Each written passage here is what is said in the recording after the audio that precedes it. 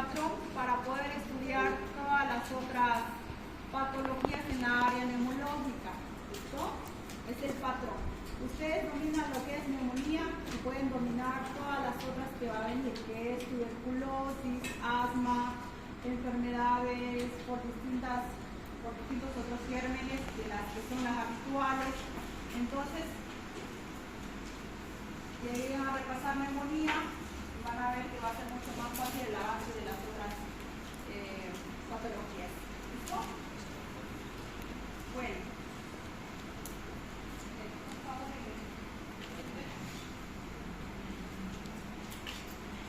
Lo que es la etapa de las olas del COVID, que también nos ha producido neumonía. Estamos en lo que es la oleada de la influenza, ¿no? Tenemos que tener todavía bastante cuidado, que también nos puede producir neumonía. Ahorita creo que si no la podemos leyendo, lo vamos aprendiendo con la técnica con la que estamos usando, pues, ¿no? Lo más frecuente es tos, expectoración, y van a ir ustedes viendo las diferencias.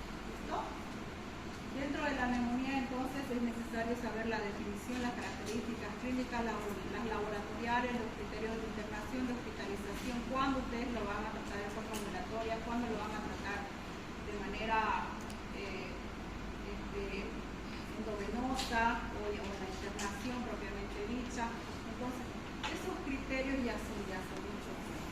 Esos criterios nosotros necesitamos tenerlos ahí, con conocimientos de contra capturados.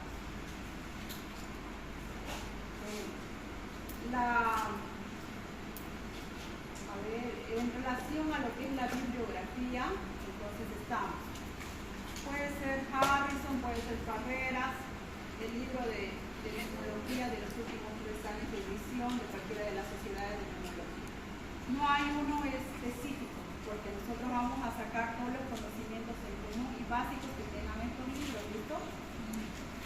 Puede que haya una diferencia que dice que viene de biología, bueno, acá hay más de 1 millón de pacientes muertos por neumonía, el otro dice 1,5 millones. Esas características son como conocimientos generales, pero no es lo que nos interesa. ¿Ya? Lo que nos interesa son las definiciones, la clínica, los tratamientos y los criterios de internación.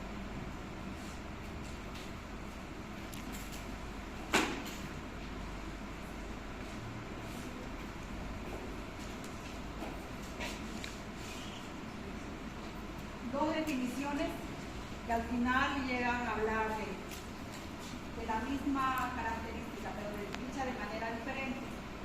Infección aguda del parénquima pulmonar. Una es la definición que nos da la Sociedad Venezolana, que es sobre tórax, la Sociedad Venezolana del Tórax, que habla sobre una infección aguda del parénquima pulmonar.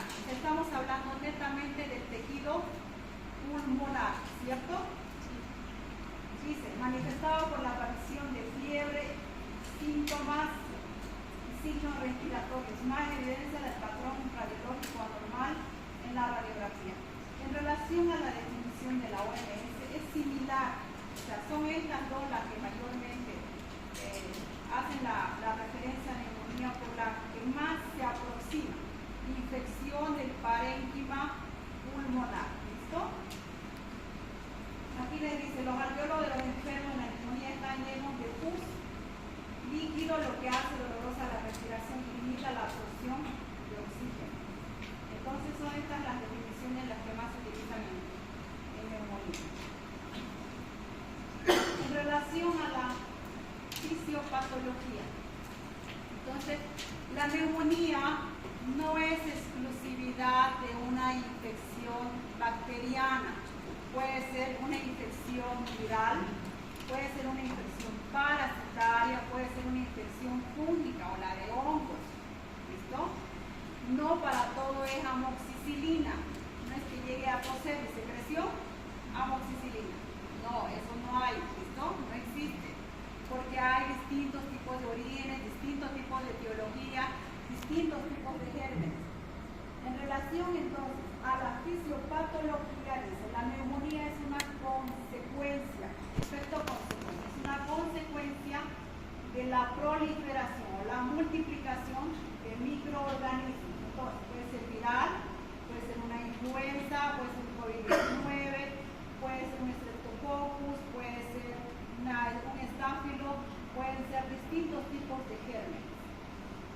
nivel alveolar, y la respuesta contra ello es desencadenado por el hospedador. ¿Quién es el hospedador?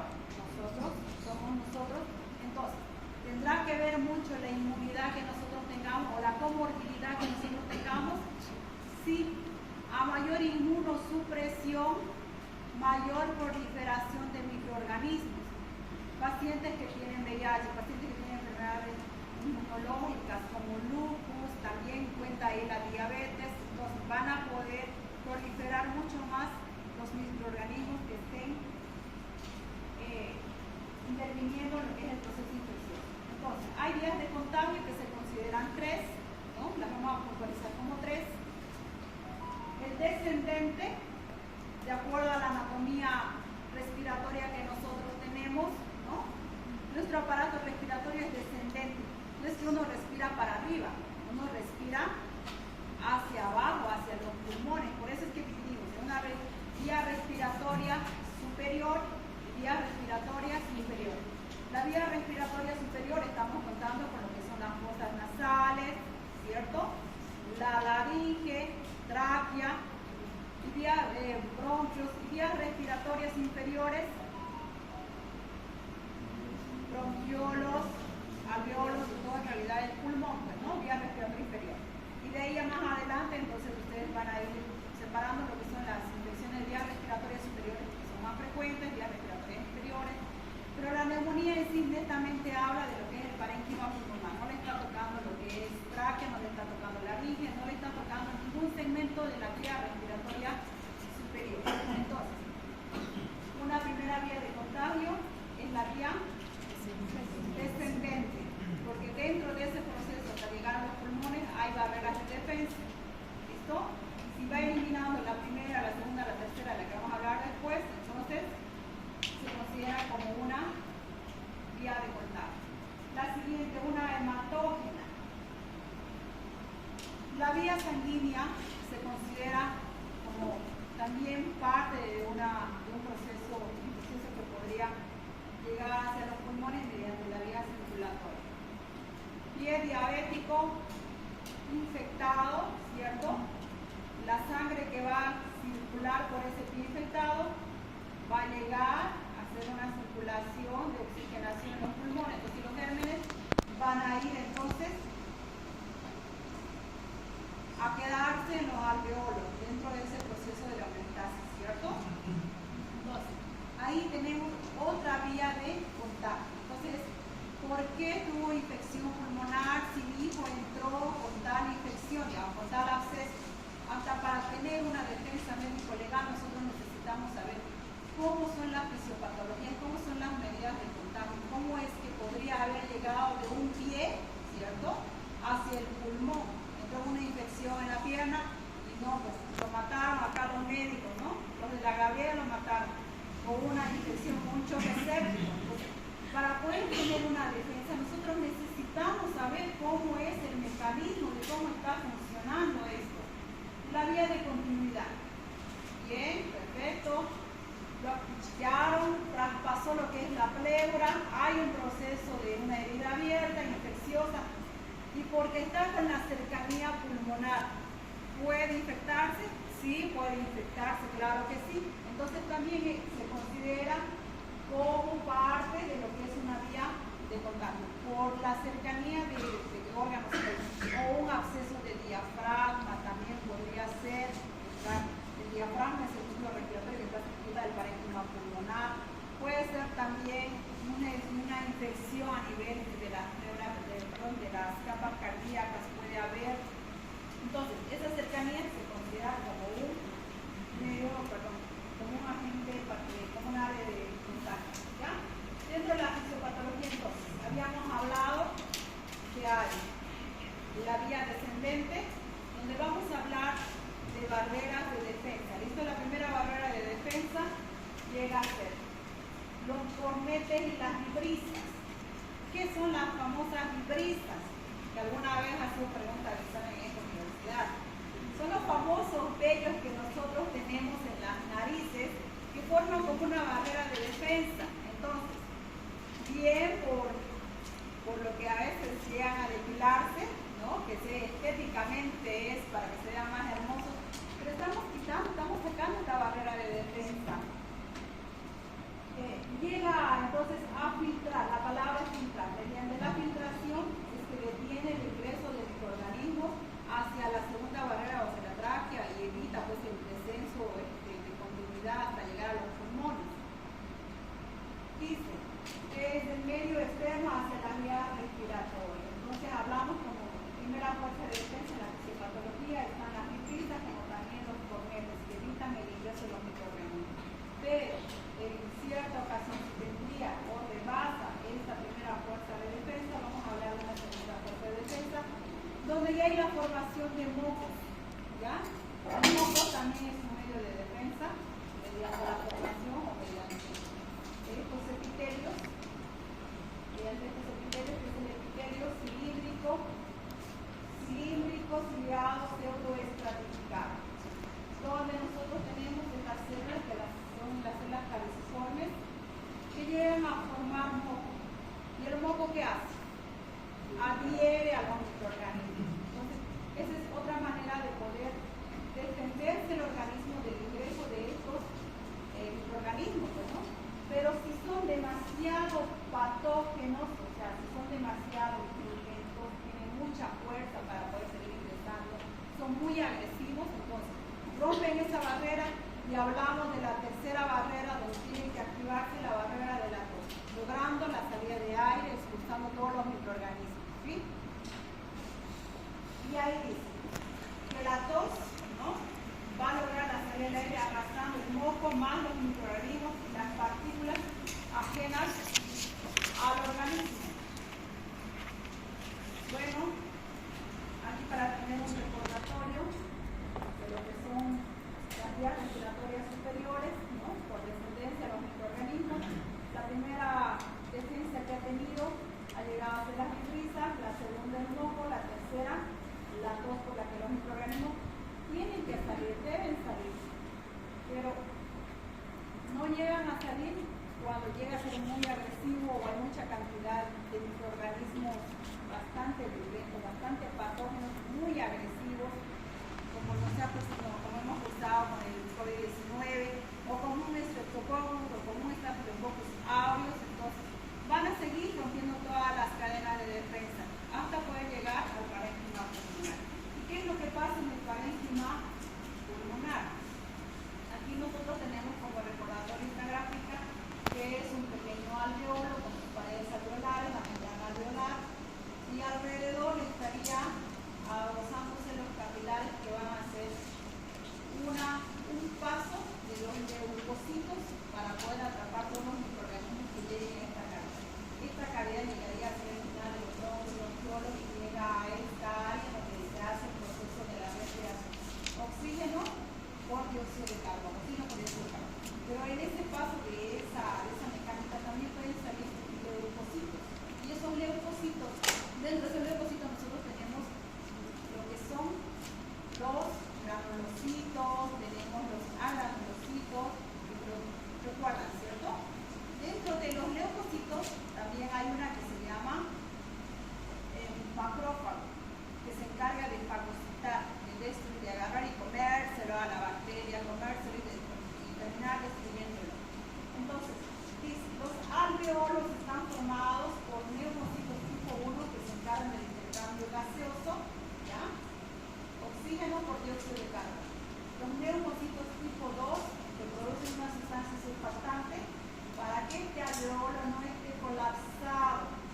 Es con lo que a veces los prematuros llegan a tener una deficiencia de este surfactante y no llegan a tener alveolos colapsados y por eso fallecen.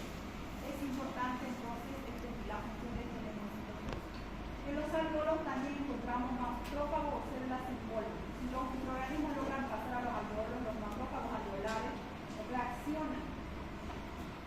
Su reacción entonces es fagocitar, producir proceso inflamatorio, llegan a producir citoquinas de las cuales vamos a empezar a hablar. Y cuando todo eso llega a producirse, entonces va a ser la clínica típica de la neumonía que va a empezar a presentarse. Frente a la presencia de microorganismos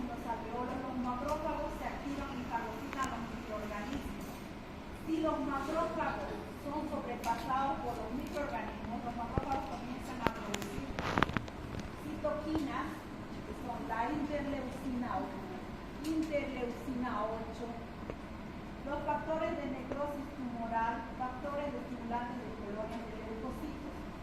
Cada una de estas tiene su característica de producir una sintomatología, porque para poder defenderse, en este alveolo van a producir un proceso inflamatorio. Eso es lo que le va a dar la característica de poder activarse entonces mediante ese proceso inflamatorio como un medio de defensa para que los microorganismos se queden en ese alveolo, no se multipliquen, no entren al torrente sanguíneo. Entonces, ¿qué es lo que va a hacer el macrófago o el leucocito? Que es un leucocito, ¿cierto? ¿Qué es lo que va a hacer? Va a empezar a producir citoquinas. La citoquina, ¿cuáles son? La interleucina 1, la 8, el factor de necrosis tumoral, como también va a producir el factor estimulante de colonias de leucocitos. Tanto como la interleucina 1, ¿ya? Y el factor de necrosis tumoral van a desencadenar entonces fiebre, es lo que vamos a traducir nosotros como fiebre en lo que es la clínica. Lo que llega a ser la interleucina 8 y los factores de estimulantes de colonias de leucocitos van a llegar a producir la secreción en el alveolo. ¿Listo? ¿Y eso cómo lo vamos a traducir? Como un alveolo con secreción. Es como un globo que estuviera ocupado. ¿Sí? Toda cavidad ocupada, a la larga, ¿cómo lo vamos a traducir? Como mate, porque va a estar lleno. Si estuviera vacío es timpánico. El pulmón cuando está vacío es a la percusión timpánico. Y cuando está ocupado, mate. Entonces eso es lo que vamos a ir viendo. Cuando los microorganismos llegan a los alveolos por inhalación, los macrófagos alveolares los eliminan y los destruyen. Cuando es rebasada la capacidad de los macrófagos alveolares para fagocitar o destruir los microorganismos, se manifiesta la neumonía clínica. Los macrófagos desencadenan una respuesta inflamatoria para reforzar las defensas de las vías respiratorias inferiores, o sea, el pulmón. Esta respuesta inflamatoria del hospedador es el factor que desencadena el síndrome clínico de la neumonía, porque está produciendo un proceso inflamatorio como una medida de defensa, ya última, porque ha pasado la primera defensa, que eran las divisas, eran los cometes, ha pasado una segunda medida de defensa, la tercera, y estamos ya en la última medida de defensa, que es ocasionar un proceso inflamatorio, producción de sustancias que son las citoquinas, factores estimulantes de necrosis tumoral. Y ahí vamos a ver, interleucina 1 y factor de necrosis tumoral provoca en los alveolos una inflamación para que los microorganismos no logren salir de los alveolos y se multipliquen. Y en alguna ocasión logran salir, sí, porque pueda que el hospedador sea un inmunodeprimido o un inmunosuprimido, que tenga defensas demasiado bajas o tenga baja producción de leucocitos, no tenga buenas defensas a nivel celular. Y ahí vamos a hablar de todos los pacientes alcohólicos, pacientes seniles, pacientes con enfermedades de comorbilidad. La interleucina 8 y los factores estimulantes de las colonias de los granulocitos se encargan de reclutamiento de leucocitos. Entonces, activan todas las medidas para que mayor cantidad de leucocitos salga de la red capilar hacia el alveolo. ¿Ya? Va a empezar a haber una salida mayor. ¿Y qué es lo que va a pasar entonces dentro del alveolo? Si están saliendo mayor cantidad de macrófagos, están saliendo también dentro de eso eritrocitos, ¿qué es lo que va a pasar con el alveolo? Va a empezar a llenarse, ¿no? Va a empezar a llenarse, va a empezar a utilizar por un proceso de dematización. Y es lo que, esta acumulación de líquido es lo que va a congestionar el pulmón, porque por la razón que el paciente no va a poder respirar, porque no hay donde pueda hacer el intercambio gaseoso. ¿Y cómo vamos a ir traduciendo eso? Mayor esfuerzo respiratorio. Entonces va a haber mayor inhalación. Y la frecuencia respiratoria, ¿qué va a pasar? Va a empezar a aumentar. ¿Cuánto es lo normal de la frecuencia respiratoria?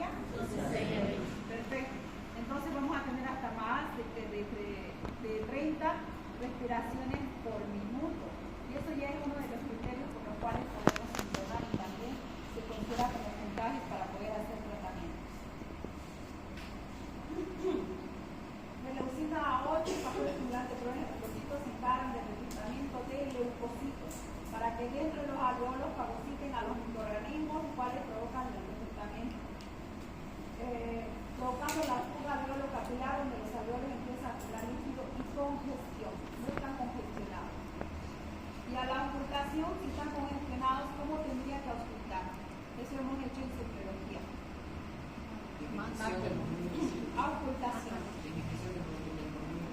Ya hay disminución, pero ¿cuál? ¿Cómo lo escuchan los crépitos? ¿Cómo los han practicado escuchar los crépitos? Estamos hablando de crépitos, de humedad. No estamos hablando de roce, de crépitos, no estamos hablando de crépitos.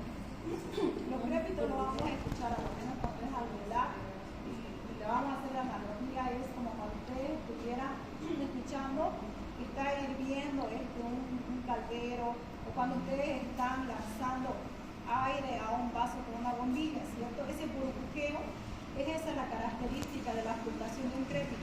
Solo que de acuerdo a que si es más fuerte, más suave, más suavito, ¿no? Más suavito a la ausculta del estetoscopio, entonces ustedes van a ir traduciendo como un crépito grande, un crépito mediano, un crépito pequeño, y cada uno tiene su traducción.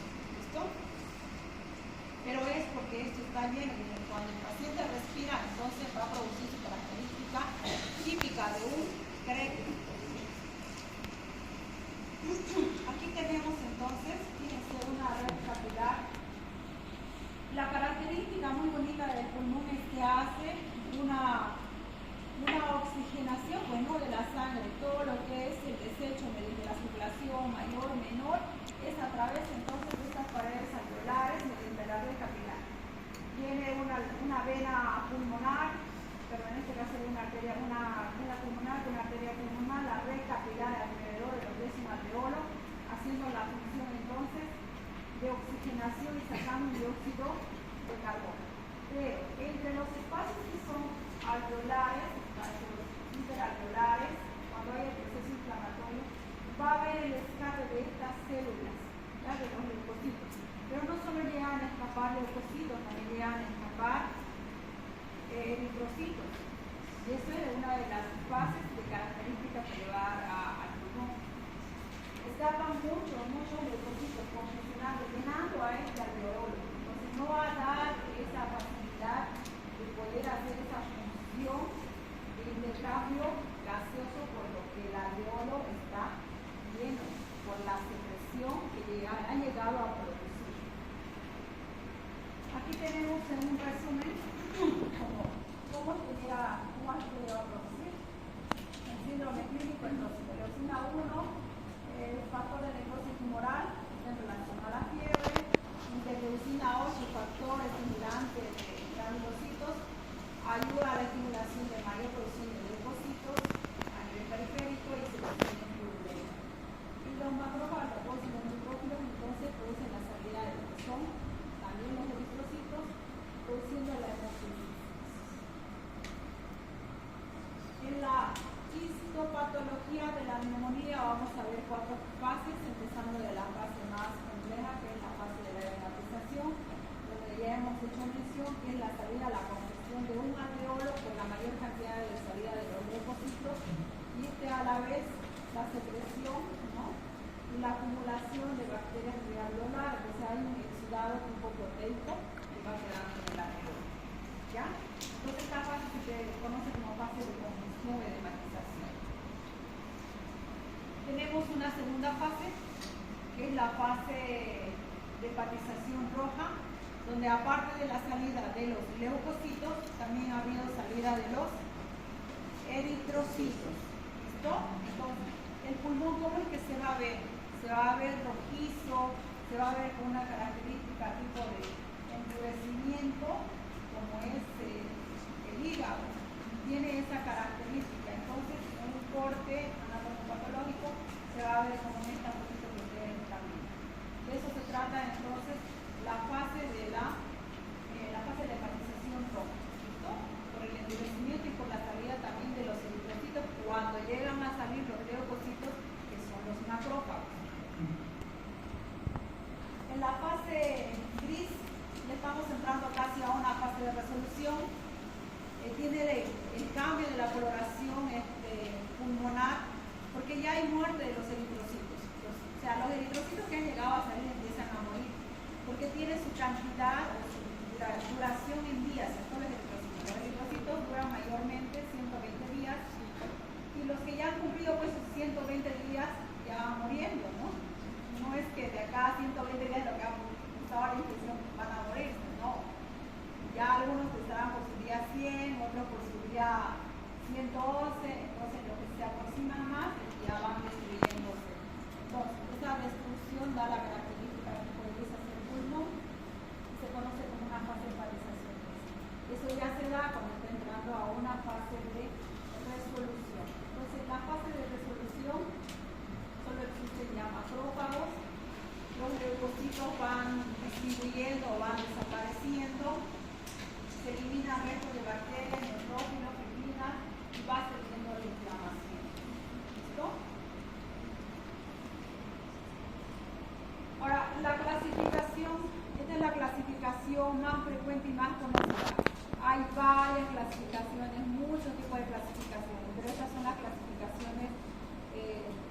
más se manejan en lo que es la área hospitalaria.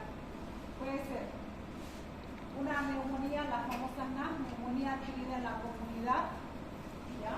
Las neumonías nosocomiales, o también se puede clasificar como una neumonía típica o atípica.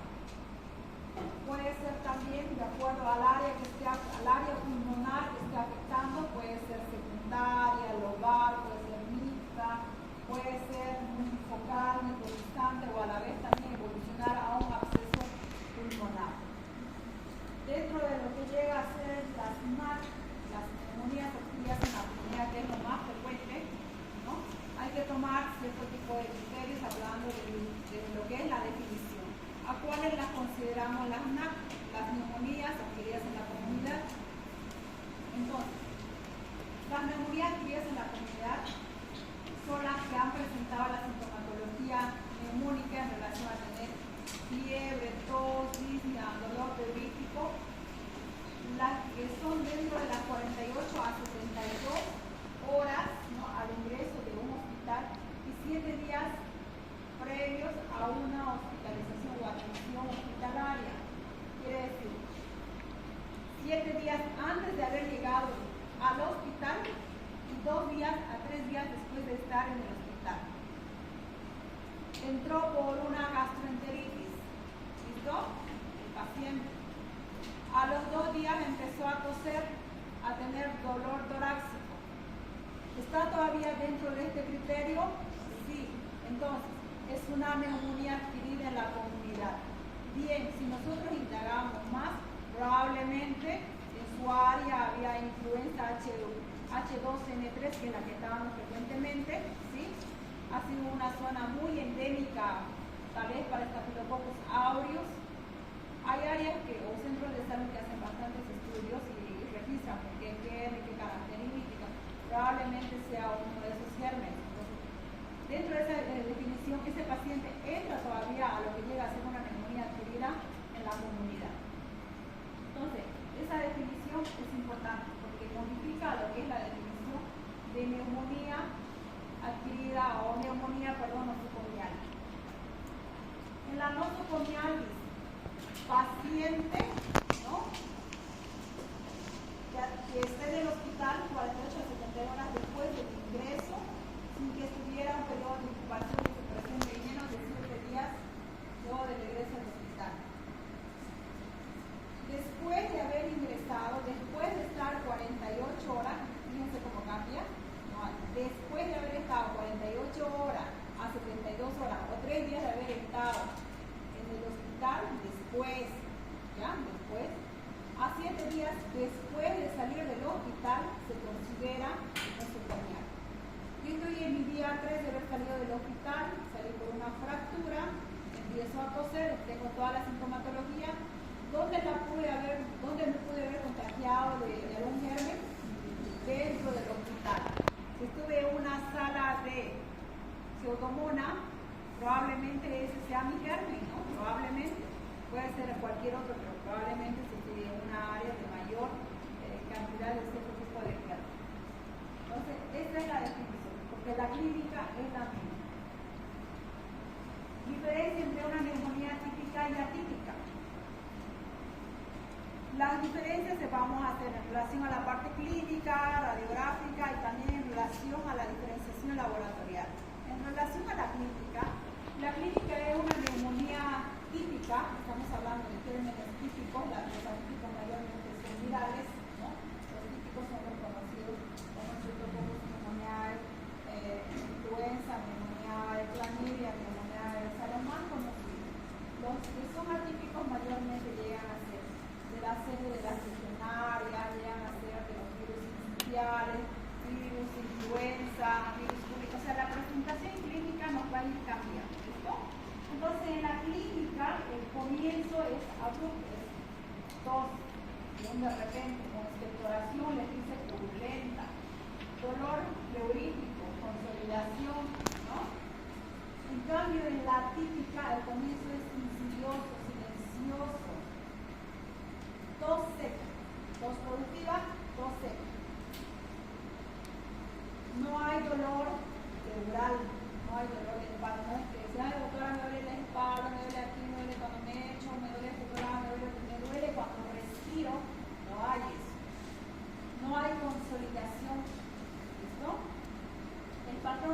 clínica. Hay consolidación alveolar en el que es típico. En el que es atípico hay un patrón intersticial. En los laboratorios o para clínicas, mayormente en las típicas habíamos hablado que son bacterianas, son frecuentes, son las mayormente que se presentan.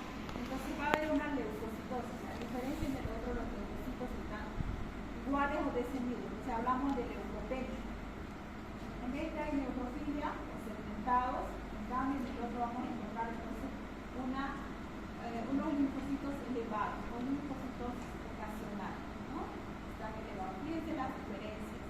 Entonces eso ya lo vamos a encontrar en el laboratorio. Pero la clínica es mandatoria. Lo que vaya en la clínica es un 80% del diagnóstico. Lo demás simplemente son exámenes de apoyo a lo que usted está considerando su diagnóstico. Y los gérmenes más frecuentes, entonces, hablamos de unos Streptococcus pneumoniae y una virus influenza. Los gérmenes más frecuentes, virus, Mycoplasma pneumoniae, Clamidia pneumoniae. Ahora, los gérmenes más frecuentes, los ambulatorios, ¿qué es lo que hay más en la comunidad, en nuestra comunidad? Streptococcus pneumoniae, Mycoplasma pneumoniae, Hemophilus influenza, Clamidia pneumoniae y los virus respiratorios. ¿Qué es lo que hay fuera de la UCI en las salas de hospitalización? ¿No?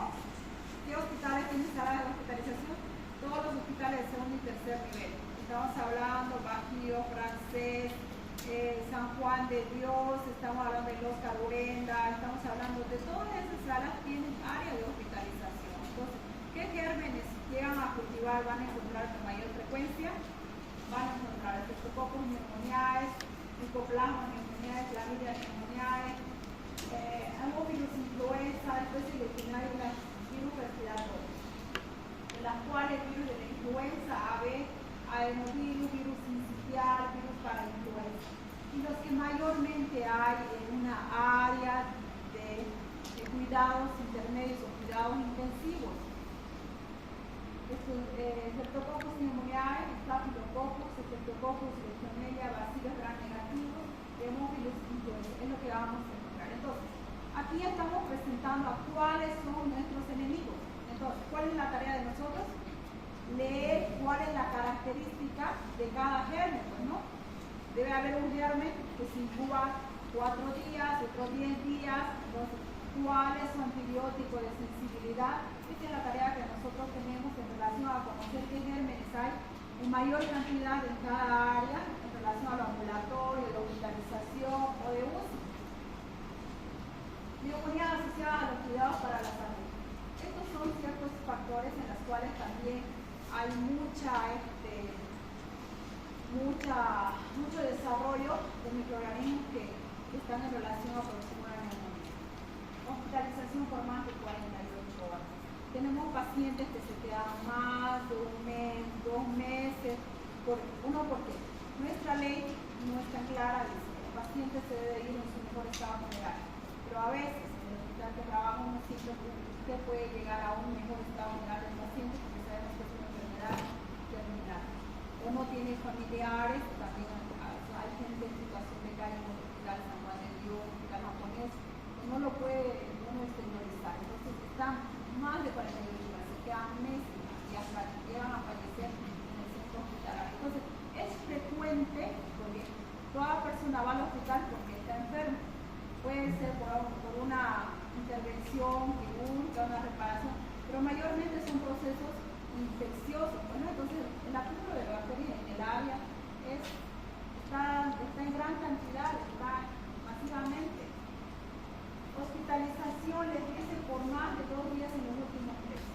Hay pacientes que van frecuentemente porque tienen múltiples patologías, gustan por enfermedades, comorbilidades varias. Es diabético, a la vez es un hipertenso no controlado, tiene obesidad, infartos a repetición y aparte de eso se fracturó. Entonces el paciente se tiene que quedar en una internación prolongada. Vivir en un asilo de ancianos o una institución de atención hospitalaria. Nosotros tenemos asilo acá en la ciudad, también tenemos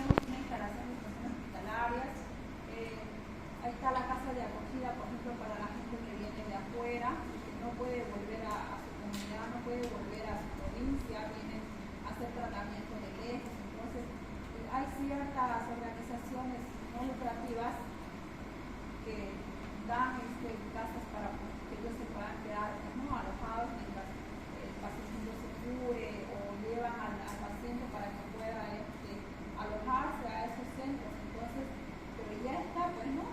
Ya está en ese recorrido de ir al hospital, volver, trae, lleva gérmenes. Entonces, también se considera como un factor. Diálisis por tiempos prolongados. También, las diálisis son más de 1 hora, ¿no? 1 a 2 horas para que el paciente con insuficiencia renal crónica. Ya hemodiálisis en el hogar. Las atenciones domiciliarias no siempre se las puede hacer en el hospital, entonces se activa lo que es la atención en domicilio, ¿no? O no siempre es con un personamiento, o no cuenta con el ambiente en condiciones adecuadas, óptimas para que se pueda realizar este tipo de procedimientos. Cuidado de personas en el hogar, también mayormente las personas que necesitan un cuidado son la gente que tiene edad de adicción o con una capacidad especial o con alguna dificultad. Niños menores de 5 años, personas mayores de 70 75 años que tengan alguna discapacidad, que sea visible, que tenga alguna incapacidad o discapacidad que le impida la movilización. Entonces, la gente que está en cuidado también mayormente a veces gente de áreas hospitalarias que va a criar, entonces también están llevando los gérmenes de un lado a otro, ¿no? Entonces se considera como un factor. Neumonía extrahospitalaria. Entonces, en el cuadro anterior hemos visto que el estreptococcus pneumoniae estaba en lo ambulatorio, estaba en hospitalización, también estaba en UCI. Es una de las primeras causas de muerte en lo que es la comunidad, porque se asocia, ¿no?, a la comunidad. La neumonía es la causa principal de muerte por infección en pacientes de 65 años. Las neumonías causan más de 1.2 millones de hospitalización y más de 55.000 muertes en cada año. Factores de riesgo: alcoholismo, asma, inmunosupresión, hospitalizaciones mayores de 70 años, también son factores para que puedan causar una neumonía extrahospitalaria. Factores de riesgo para causar neumonía neumocócica: demencia senil, cuadros convulsivos, insuficiencia cardíaca, accidentes cerebrovasculares, alcoholismo, tabaquismo, enfermedad pulmonar obstructiva crónica, que ahí entra la clasificación de las 4 enfermedades crónicas, infección por VIH. Manifestaciones clínicas. Entonces, ya sabemos cómo se produce la fiebre, ¿no? Como medida de compensación por la salida y extravasación de los eritrocitos, va a empezar a producirse taquicardia, escalofrío, sudoración, tos seca o productiva. Eso ya nos va a decir más o menos a qué gérmenes estamos enfrentando. Dentro de las productivas puede ser mucoso, purulento, hemostoico. Hay un 20% que puede haber síntomas digestivos, ¿ya? Náuseas, vómitos, diarrea. Los síntomas pueden ser dolor de cabeza, fatiga, dolores musculares, dolores articulares, que también se puede presentar. Entonces, bien, a veces he visto muchas historias que dicen gastroenteritis, emesis, ¿no? Mioalgia, sospecha de dengue, pero nosotros necesitamos hablar más con el paciente. Como les digo, el paciente nos traduce un 80% de nuestro diagnóstico, solo con la anamnesis. Entonces, ¿desde cuándo está con tos? ¿Qué fue lo primero que apareció? ¿Fue tos? ¿Fue fiebre? Y si es tos, es productiva, ¿no? ¿Qué es lo que está expectorando? ¿Es mucoso? ¿Qué característica tiene el verde? Es blanco, y dice, no, yo tengo tantas horas verdes. Ya, pues entonces lo traducimos como una expectoración verdosa, ¿no? O también le dice amarilla o blanquecina o salivar, o simplemente le dice tos, es un tos de ahogo. Bueno, de ahí las diarreas, ¿no? Diarrea, náusea, vómito. Entonces nosotros necesitamos hacer la sumatoria de la clínica, la sumatoria de síntomas para poder llegar a un diagnóstico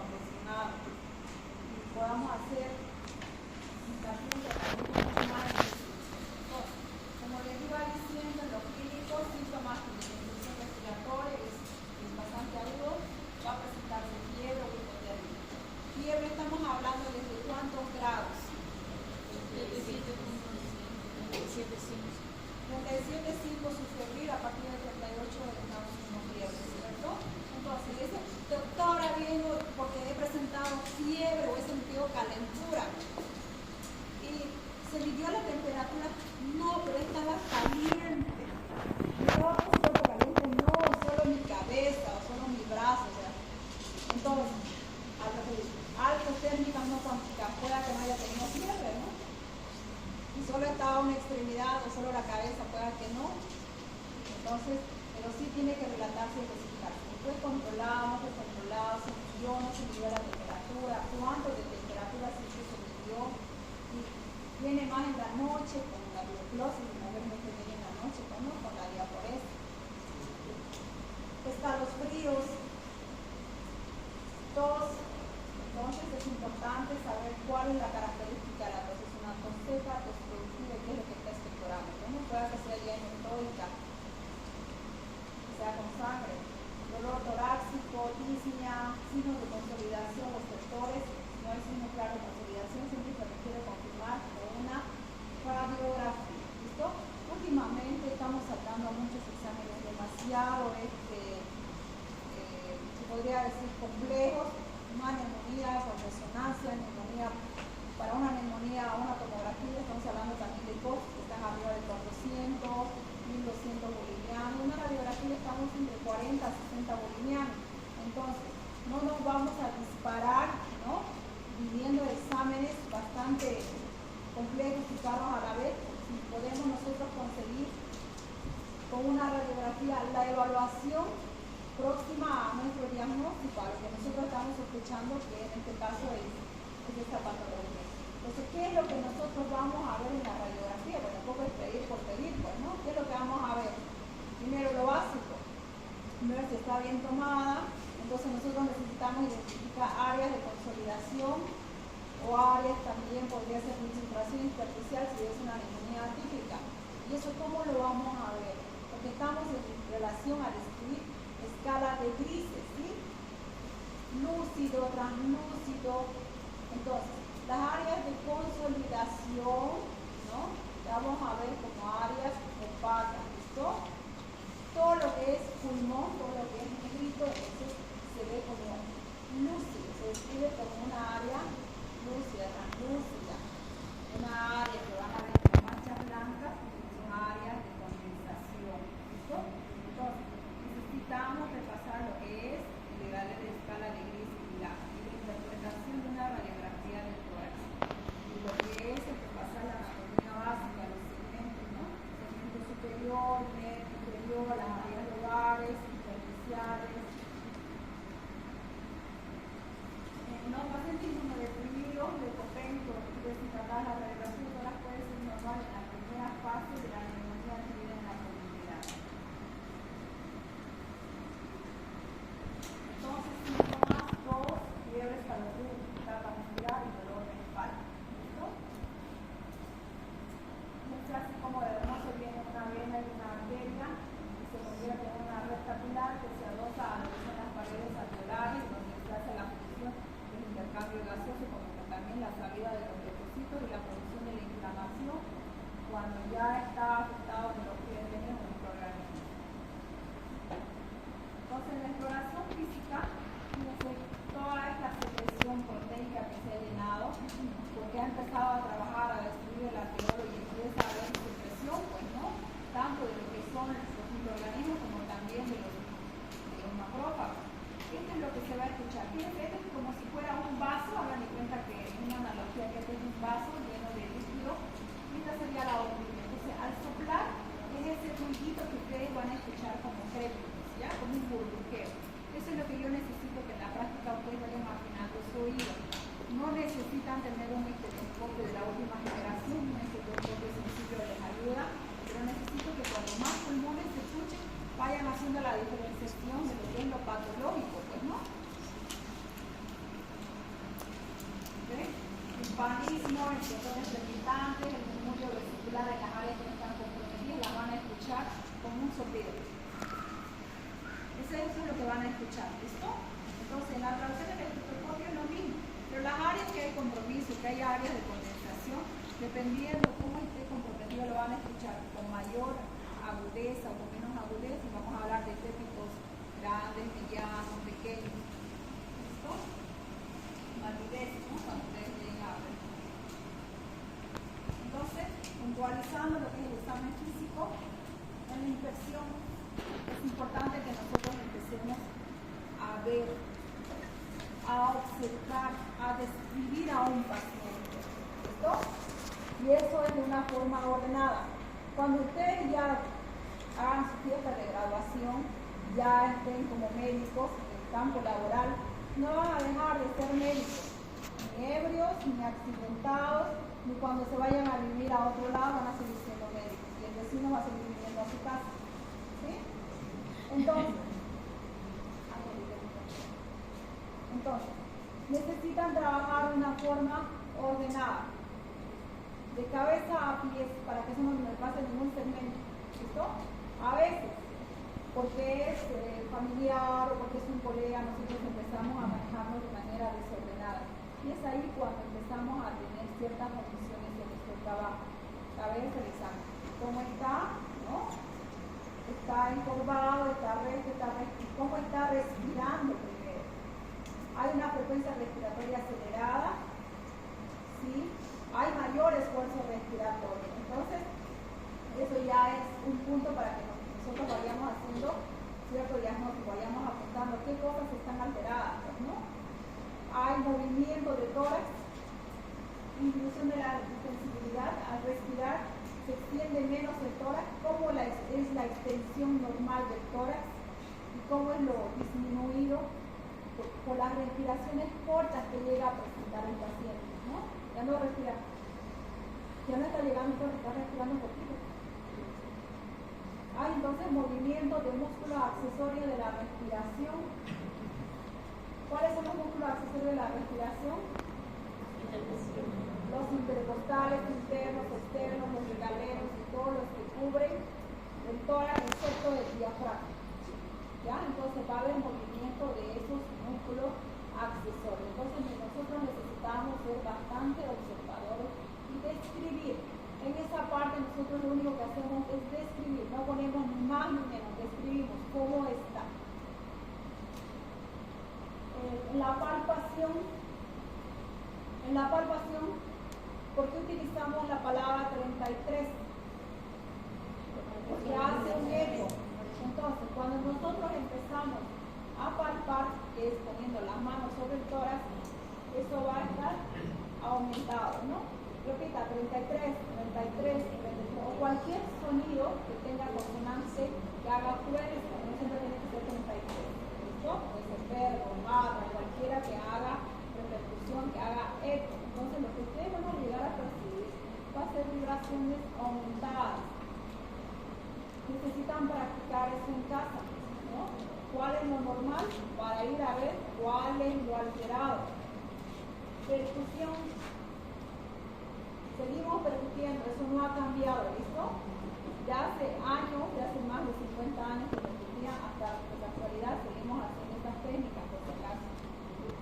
Entonces es necesario que ustedes perciban. Lo que es una cavidad o una caja vacía les va a dar mayor timbre a una que tiene contenido que es mate, ¿listo? Entonces, una que tiene consolidación pulmonar, que tiene secreción, les va a dar como traducción el sonido mate. Ocultación de sectores crepitantes y ruidos bronquiales. ¿Listo? Criterios de la CUM 65. Estos criterios nos dan una ayuda para poder considerar si lo vamos a hacer un manejo ambulatorio o un manejo de hospitalización. Es que a ver, lo hospitalizo, no lo hospitalizo, es mi vecina y no, tenemos criterios, ¿listo? Clínica, para poder decir este paciente se queda, ya lo voy a mandar a casita. Entonces, los criterios de PUM son 5 parámetros, son criterios británicos, ¿listo? De la sociedad de todas, que considera el estado en relación a la confusión, llega a ser un punto. Uremia plasmática mayor a 44, 2 puntos. En relación a la frecuencia respiratoria mayor de 30, 3 puntos. Edad, 4 puntos. Presión arterial menos de 90-60, otro punto. Entonces la sumatoria son 5 puntos. Si suma solo 1 a 0, pues podemos hacer un manejo ambulatorio. Si suma 1, si solo es 1, posible tratamiento ambulatorio. Si tenemos 2, entonces el ingreso puede ingresar a observación. Y de acuerdo a cómo va evolucionando el paciente en las 24 horas, lo mandamos a casa o se queda internado.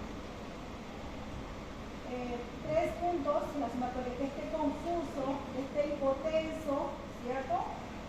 Que sea un paciente mayor a 65 años, entonces pedimos pasar a UCI. En realidad se hace lo real, se maneja en hospitalización, pero según la clínica no puede exigir el paciente, yo soy mayor de edad, ¿por qué no lo internaron en sala? ¿Por qué no pidieron interconsulta? ¿Por qué no pidieron espacio? Nosotros necesitamos actuar. 4 y 5, ingreso a UCI, ¿no? Tendríamos que cumplir todos esos parámetros para poder insistir a lo que es el espacio de un manejo intermedio. Ahora tenemos este último, aquí vamos a parar por la hora, ¿ya? Los criterios de Philip nos habla de lo que es el riesgo de mortalidad. En relación a la sumatoria, entonces hablamos de riesgo clase 1, 2, 3, 4, 5 en relación a lo que llega a ser. Si es una mujer, sumamos 10 puntos. Si tiene una enfermedad de comorbilidad, vamos a sumar de acuerdo a la comorbilidad que tenga 20 o 10 puntos. Hagamos de cuenta. Es una mujer, sumamos 10 puntos. ¿Listo? Con esto termino, jóvenes. Sumamos 10 puntos. Tiene una neoplasia, un cáncer de pulmón, 30 puntos. Ya vamos 40. ¿Sí? 40. También tiene una temperatura de 38, temperatura 15, 40, estamos sumando ya 55 y a la vez es diabética, está con una glicemia arriba de 300, glicemia 10.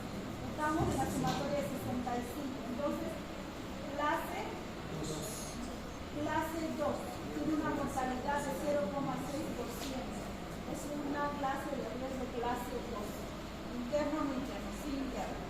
¿Ya? Ok, jóvenes, me dio mucho gusto conocerlos, vayan leyendo literatura.